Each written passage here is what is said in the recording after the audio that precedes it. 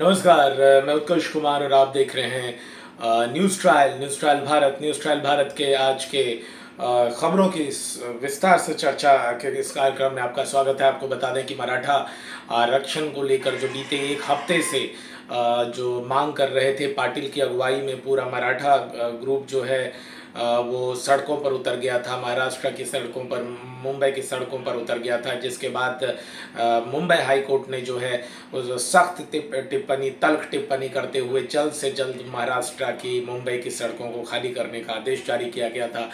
और आपको बता दें कि ये जो आखिरकार जो बीते कई चरणों में मराठा आरक्षण के आंदोलन की बयार उठी है और वो चली भी है, धीमी भी पड़ी है, बुझी भी है, फिर से चली है। और आखिरकार पाटिल की अगुवाई में जो ये मराठा आरक्षण की मांग कर रहे थे, इसकी मांग को सरकार ने मान लिया है। सरकार ने जो है मराठा को ओबीसी की कैटेगरी में डाल दिया है, अदर बैकवर्ड कास्ट की कैटेगरी में डाल दिया है। अब मराठियों को महाराष्ट्र में जो है परीक्षाओं में आरक्षण का लाभ मिल पाएगा। ओबीसी कैटेगरी में ही आएंगे। जो बैकवर्ड कास्ट होता है बीसी, उसमें एनेक्सर 1 एनेक्सर 2 होता है। और बिहार में तो ओबीसी में भी ईबीसी भी कर दिया गया है, जिसे एक्सट्रीमली बैकवर्ड कास्ट कहते हैं। तो यहाँ पर ओबीसी जाति का आरक्षण अब मराठियों को मिलता रहेगा, मिलना शुरू हो जाएगा। और अब आरक्षण को ख़त्म कर दिया गया। हालांकि इसको लेकर जो है कई नेता, बीजेपी शिवसेना के जो ओबीसी धड़े के नेता हैं, वो काफ़ी नाराज़ बताए जा रहे हैं। खुद छगन भुजबल ने जो है नाराज़गी व्यक्त की है इस मराठा आंदोलन को देने की। महाराष्ट्र सरकार आखिरकार झुक गई है और जो है वहाँ पर वहाँ के सरकार ने, सीएम ने जो है केंद्र सरकार के साथ विचार विमर्श किया होगा और उसके बाद मराठा आंदोलन की आग बुझ गई है। आरक्षण दे दिया गया है, ओबीसी का आरक्षण है, आगे बीएमसी का चुनाव होना है। यहाँ पे आपको ये भी कहना ज़रूरी हो जाएगा कि ये आरक्षण देके एक तरह से तो बीजेपी ने मास्टर स्ट्रोक खेलने की कोशिश की कि हमने तुम्हारा आरक्षण की मांग मान ली, तुमको ओबीसी कोटे में डाल दिया, तो अब हमें वोट दो। तो बीएमसी में देखना दिलचस्प हो जाएगा। बॉम्बे म्यूनिसिपल कॉरपोरेशन जो है, नगर निगम का जो चुनाव है, उसमें देखना काफ़ी दिलचस्प हो जाएगा कि आखिर इन मराठियों ने वोट किसे दिया। क्या वो राज ठाकरे और उद्धव ठाकरे, दोनों भाई जो एक साथ कई वर्षों के बाद साथ आए हैं, 21 वर्षों के बाद, क्या उनकी पार्टी को, उनके गठबंधन को देंगी मराठियों का वोट जाएगा, या कि बीजेपी को ही सारा वोट चला जाएगा, क्योंकि मास्टर स्ट्रोक तो बीजेपी का है। ये पहली अहम खबर थी जिस पर हमने आपको थोड़ा बताया विस्तार से। अब जिस खबर पे हम नज़र डालेंगे वो है चीन में क्या हुआ कि एक बार जो रूस के राष्ट्रपति व्लादिमीर पुतिन और चीन के प्रीमियर शी जिनपिंग दोनों वार्तालाप कर रहे थे, और इसी दौरान जो है माइक ऑफ नहीं था, लेकिन ये बात उठ के आई है जिसे ट्रांसलेट करके बताया गया है। और ये बात ये है कि ऐसा बताया जा रहा है कि अब एक ह्यूमन शरीर के अंगों को कई बार प्रत्यारोपित किया जा सकता है, ट्रांसप्लांट किया जा सकता है, रिमूव ट्रांसप्लांट करके जो है ये प्रक्रिया अनगिनत बार दोहराई जा सकती है, आदमी अमर हो सकता है। हालांकि फ़िलहाल ये बताया जा रहा है कि 150 वर्षों तक इंसान जी सकता है, 75 वर्ष तक जवानी जाएगी इंसान की, जवान रह पाएगा, और 75 वर्ष उसके बुजुर्गियत के, बुढ़ापे के होंगे। तो इस तरह से 150 वर्षों तक एक इंसान जी सकता है। और क्योंकि अगर उसका कोई भी ऑर्गन काम करना बंद कर देता है, माल फंक्शन करता है, उसे एलिमिनेट या रिमूव करके नए ऑर्गन को ट्रांसप्लांट किया जाता है, तो ऑब्वियसली है जो लाइफ एक्सपेक्टेंसी है वो बढ़ जाएगी।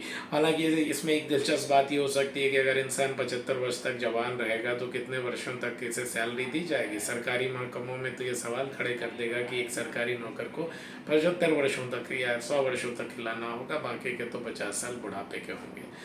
तो ये जो इस पर साइंस एंड टेक्नोलॉजी डेवलपमेंट किस हद तक कर रही है ये आप समझ सकते हैं। टेक्नोलॉजी और ख़ासकर बायोलॉजी, और उसमें भी खासकर जूलॉजी का जो विकास है, डेवलपमेंट, वो भी फॉरेन कंट्रीज़ का। इंडिया में वैसा कोई सिग्निफिकेंट इस तरह का डिस्कवरी या ब्रेक थ्रू मिलता नहीं है, विदेशों में ही होता है। और ये काफ़ी बेहतर हो जाएगा कि अगर बार बार ऑर्गन को ट्रांसप्लांट किया जा सके रिमूव करके, क्योंकि अब तक एक ट्रांसप्लांट करने में भी कितने सारे टेस्ट होते हैं, और उसके बाद जो है दूसरी बार ट्रांसप्लांट नहीं किया जा सकता। तो एक तरह से ये काफ़ी ब्रेक थ्रू होगा, ये बहुत ही बड़ी खबर होगी। ये दो अहम खबरों के बाद अब हम बात करते हैं बाढ़ की। पूरे भारत में बाढ़ का आलम बढ़ा हुआ है। आप बात कर लें राजधानी क्षेत्र की एनसीटी नेशनल जो एनसीटी एनसीआर जो है, जिसमें दिल्ली और उत्तर प्रदेश के नोएडा, ग्रेटर नोएडा, गुड़गांव, ये सारे क्षेत्र, फरीदाबाद आते हैं, तो इस सब हरियाणा के भी क्षेत्र हैं। तो इन सब क्षेत्रों में बाढ़ का पानी बहुत घुस गया है। यमुना जो है वो बहुत हाईएस्ट पॉइंट पर आ गई है। पानी दिल्ली की सड़कों पर है, नोएडा, ग्रेटर नोएडा में है, और बाढ़ के हालात हैं। सुरक्षा के बंदोबस्त, राहत और बचाव कार्य के बंदोबस्त किए जा रहे हैं। कुछ हद तक ये कार्रवाई हो भी रही है।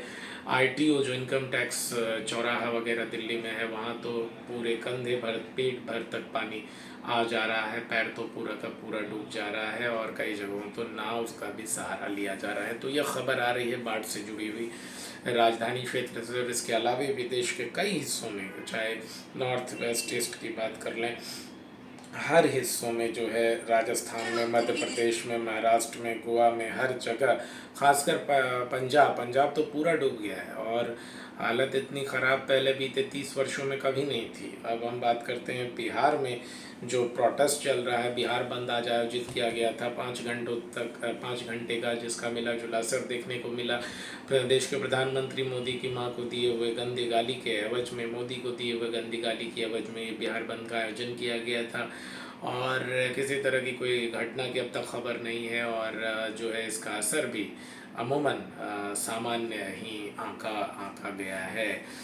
तो बिहार बंद पर जो है, तेजस्वी यादव ने कहा है कि ऐसा तो मोदी जी ही थे जो बोलते थे 50 करोड़ की गर्लफ्रेंड, और यही थे जो कि सारिका पासवान को जो बोला गया कि नंगा करके दौड़ा दिया जाएगा। सारिका पासवान राजद की प्रवक्ता हैं, उनके बारे में तेजस्वी कह रहे थे।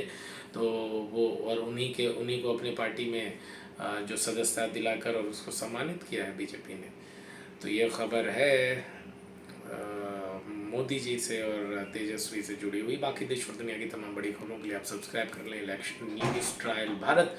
मैं आपका होस्ट उत्कर्ष कुमार। अपना ख्याल रखें। कल एक बार फिर इसी न्यूज़ एनालिसिस के साथ हम आपसे फिर मुखातिब होंगे। धन्यवाद।